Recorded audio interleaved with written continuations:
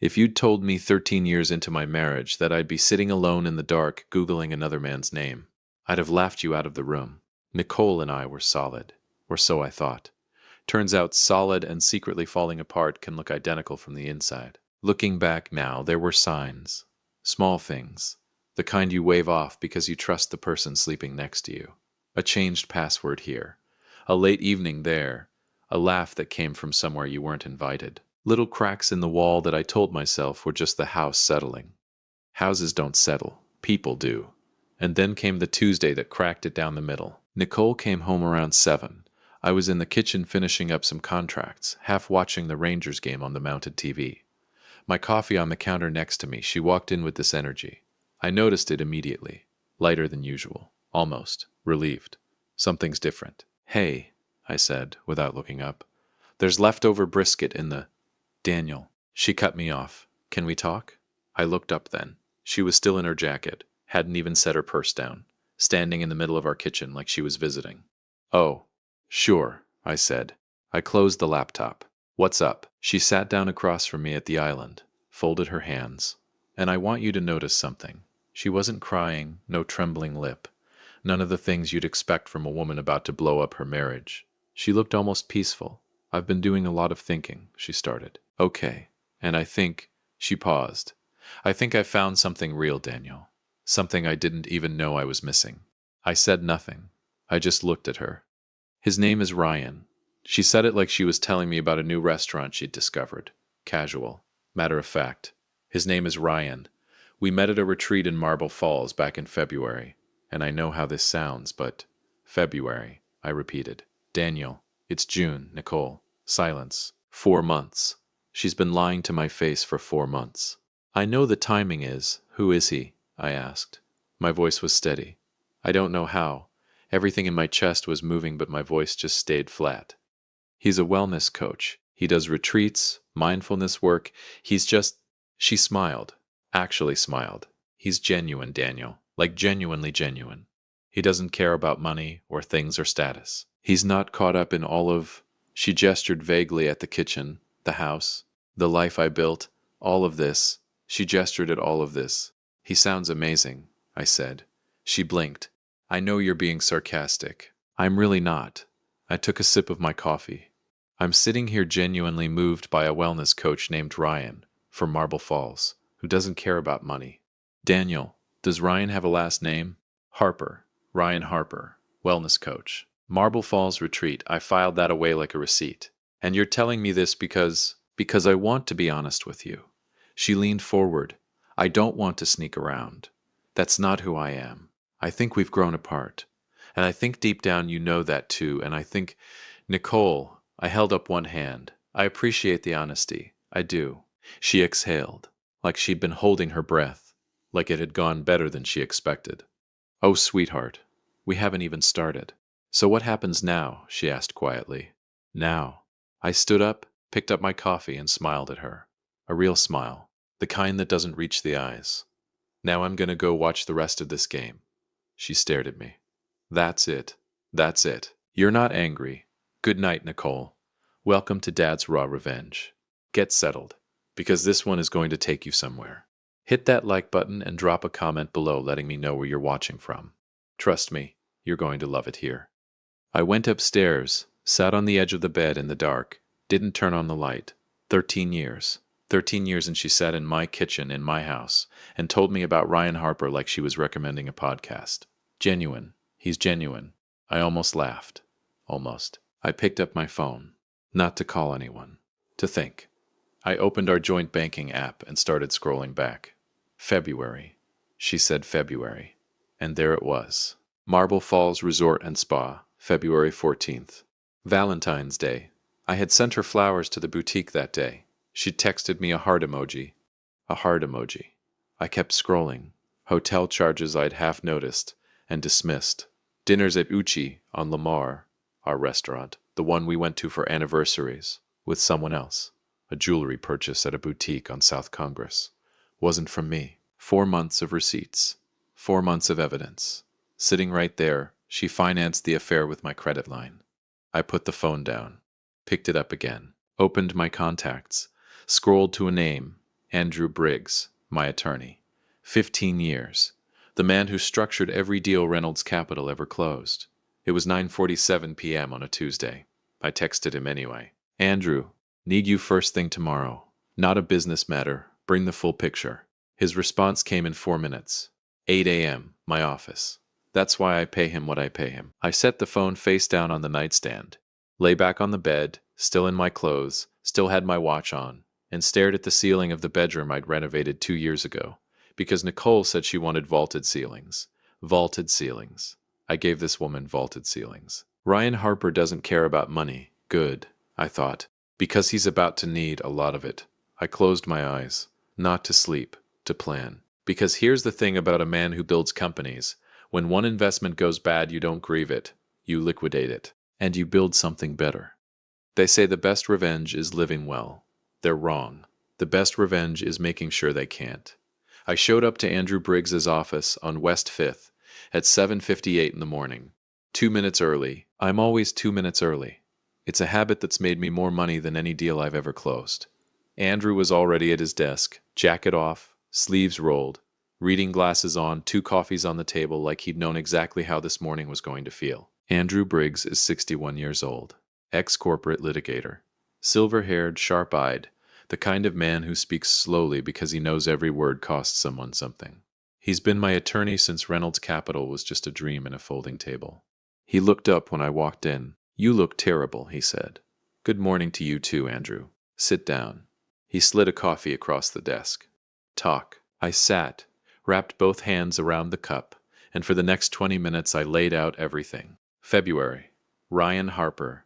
The retreat in Marble Falls. The receipts in the joint account. The jewelry. The dinners at Uchi. The 4 months of carefully maintained deception while I grilled on Sundays and coached youth football and kissed my wife goodbye every morning like a man who had no idea. Andrew listened without interrupting. When I finished, he took his glasses off, cleaned them slowly, put them back on. How are you feeling? He asked. Like a company that just discovered its CFO has been embezzling, I said. So let's talk about restructuring. The corner of his mouth moved, almost a smile. All right, walk me through your assets. Here's what most people don't know about loving someone for 13 years. You stop seeing the architecture of it, the structure underneath. You just live in the house and assume the walls are solid. Nicole never looked at the walls. Maison Nicole, her boutique, her baby, the thing she posted about on Instagram with the caption, "Built this from scratch," was leased under Reynolds Capital LLC. Every invoice, every inventory order, every staff payroll. Mine. She had creative control. I had legal ownership. The white Range Rover she drives was leased under my company fleet account. Her father, Dale, good man, bad heart, had been on a private health coverage plan I'd set up 3 years ago when his insurance lapsed, fully funded by me, quietly, because that's what you do when you love someone's family. The Terrytown house was purchased in my name. Nicole was on the deed as a co-owner, standard marital edition. But here's the thing about Texas law, and a good attorney. There's standard, and then there's strategic. Andrew and I sat in that office for 2.5 hours. By the time I walked out onto West 5th, with the Austin morning heat already climbing, the blueprint was drawn. Not aggressive, not emotional. Precise. The way you'd shut down a failing division without letting it take the whole company with it. Scalpel, not sledgehammer. I went to the office, sat through 2 calls, answered emails, acted like a man whose life was completely normal. I'm telling you, the performance I gave that week deserved an award. Nicole texted me at noon. Hey, you okay? Last night felt weird. Weird. She blew up 13 years of marriage and described the aftermath as weird. I typed back. Totally fine. Busy day. See you tonight. She sent a thumbs up emoji. A thumbs up. 4 hours later, Andrew's office executed the first move. The joint credit lines, 3 of them totaling around $60,000 in available credit that Nicole used for the boutique, personal shopping, and whatever else, were flagged for review and frozen pending account restructuring. Nicole called me at 4:17. Daniel, my card just got declined at Whole Foods. I said. I was looking at my monitor. That's strange. Can you call the bank? I'll look into it when I get home. It's embarrassing, Daniel. I had a full cart. I'll look into it, I said again. Calm. Easy. See you tonight. I hung up. Strike 1. The following Monday, I had a brief professional conversation with the leasing company that handled the West 6th Street space for Maison Nicole. Reynolds Capital would not be renewing the commercial lease. Standard business decision. 60-day notice as per contract. That same afternoon, the boutique's business account, linked to my LLC, was restructured. Tuesday. The fleet management company was notified that one vehicle from the Reynolds Capital account would be returned at the end of the month. A pickup arrangement would be coordinated directly. Wednesday. I called Dale's insurance provider. I asked them to process a coverage plan transfer. I would no longer be the sponsoring account holder. If Dale wanted to maintain the plan, he was welcome to convert it to a personal account. I didn't cancel it. I just stopped paying for it. There's a difference. A moral one. I want to be clear about that. I'm not a monster. I'm a businessman who stopped subsidizing a woman who used my generosity as a backdrop for betrayal. Every single move. Legal. Clean. Documented. Andrew Briggs reviewed each one. Not a single overreach. But here's where the story shifts. Because while I was quietly dismantling the financial infrastructure of Nicole's life, Ryan Harper was busy living his best life, completely unaware that I had made one phone call. 1. It took me 4 days to find her. Her name was Kelly Marsh, Nashville, Tennessee, 39 years old. Yoga instructor, and approximately 14 months ago she had been exactly where Nicole was now, completely convinced that Ryan Harper was the most genuine man she'd ever met. I found her through a private investigator I'd used once before for a business due diligence case, fellow named Mike DeLuca. Quiet guy. Worked out of a small office on North Loop. Didn't ask unnecessary questions. Mike delivered a 2-page summary on Ryan Harper in 72 hours. I read it once, put it down, picked it up, and read it again. Ryan Harper, 43, wellness coach, 3 states, 4 women in 6 years, all of them married, all of them comfortable, all of them funding the lifestyle of a man who didn't care about money. Kelly Marsh was the most recent before Nicole. The relationship had ended when Kelly's savings ran dry and Ryan had quietly moved on. Genuine. The man was genuinely a predator. I called Kelly on a Thursday evening. I was sitting in my truck in the parking garage beneath my office building on West 5th. Engine off, city sounds above me. She picked up on the 3rd ring. Hello, Kelly, I said. My name is Daniel Reynolds. I'm calling from Austin, Texas. I think you and I need to have a conversation about a man named Ryan Harper. 4 seconds of silence. Not again, she said. Who is it this time? Not, what do you mean? Not, I don't know who that is. Who is it this time? My wife, I said. She exhaled long and slow. I'm so sorry. Don't be. I just need you to tell me your story. All of it. And then I need to know, are you willing to tell it again if someone asks? Another pause. Shorter this time. Kelly Marsh told me everything that night. 61 minutes. I didn't interrupt once.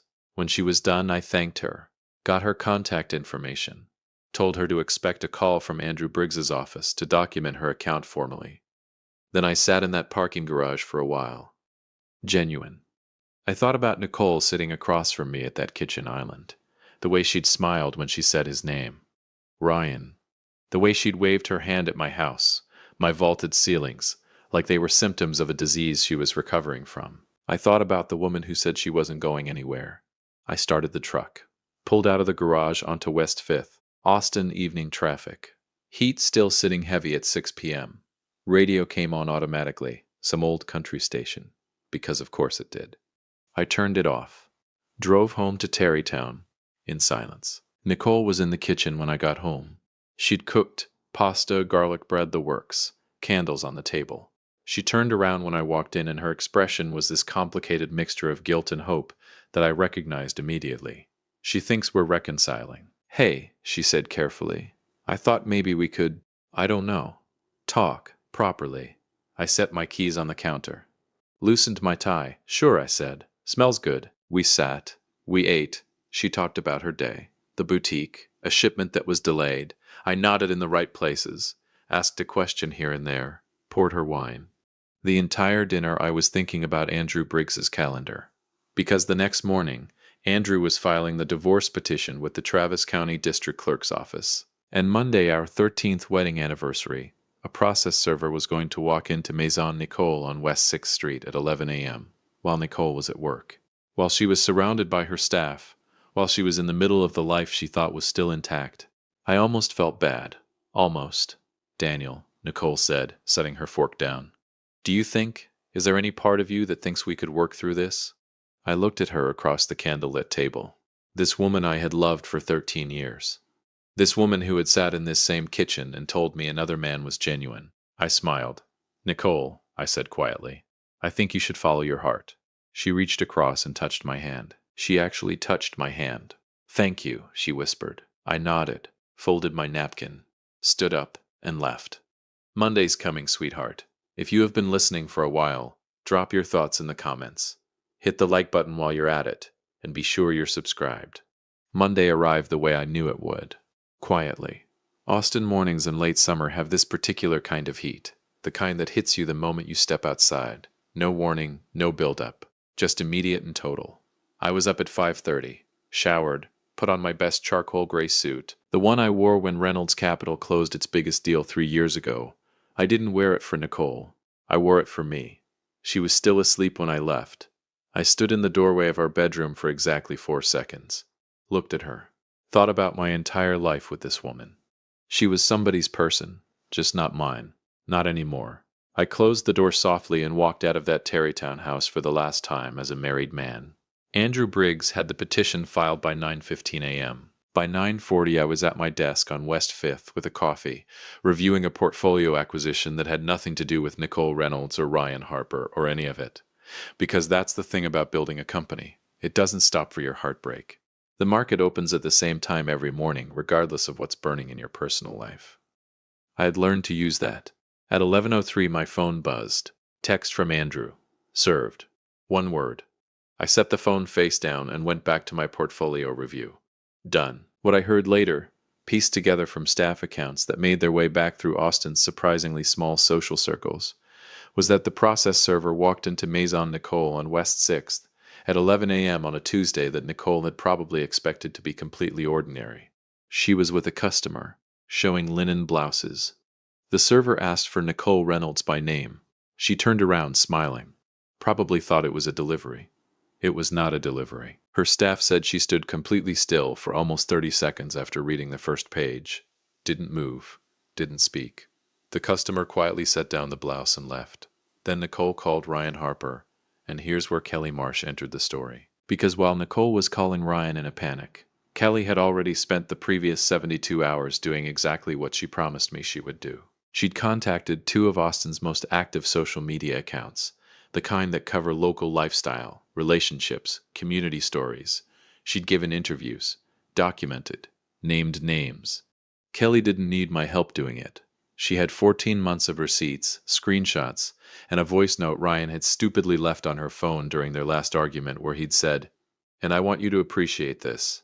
I don't need your money anymore anyway." The story broke on a Friday. By Saturday, it had been shared 1,100 times in the Austin metro area alone. Ryan Harper, wellness coach, Marble Falls retreat facilitator, genuine human being, was exposed as a serial predator who had cycled through 4 women in 6 years. Nashville, Denver, Scottsdale, and now Austin. My hands never touched it. Not once. That's what one phone call to the right person does. The next several weeks were not pretty for Nicole Reynolds. Maison Nicole received its official lease non-renewal notice. 60 days to vacate the West 6th Street space. The boutique's business account was restricted pending LLC restructuring. Her staff, 3 women she'd worked with for years, quietly updated their resumes. The Range Rover was picked up on a Wednesday morning. Nicole came outside and watched it get loaded onto a transport vehicle in the driveway of a house that was now formally part of divorce proceedings. I heard she called her best friend Ashley and cried for 2 hours. I heard Ryan Harper stopped returning her calls 4 days after the story broke. Genuine. And then came the one that I hadn't orchestrated. The one the universe handed me for free. Dale, Nicole's father, the man I'd covered quietly for 3 years, called me directly. I almost didn't pick up. But Dale is 71 years old and has a heart condition, and I'm not a man without a conscience. Daniel, he said. His voice was rough. I heard what happened with the insurance. Dale, don't. He cleared his throat. Don't apologize. I'm calling to tell you, I know what my daughter did, and I am ashamed of her. I want you to know that. I didn't say anything for a moment. How are you feeling? I asked. Health-wise, I'm all right. My son's helping me get new coverage sorted out. Good. I paused. I'm glad. Daniel, his voice dropped. You were a good husband. Better than she deserved, and I'm sorry. I thanked him. We hung up. I sat at my desk on West 5th for a long time after that call. Some losses cut in ways that have nothing to do with the person who betrayed you. The divorce was finalized months later in Travis County. Texas is a community property state, which means the process requires either agreement or litigation. Nicole hired an attorney. There were negotiations. There were uncomfortable mornings in conference rooms on Congress Avenue, where Nicole sat across from me, looking like a woman who was only now beginning to understand the full geometry of what she'd walked away from. Her attorney pushed for boutique compensation.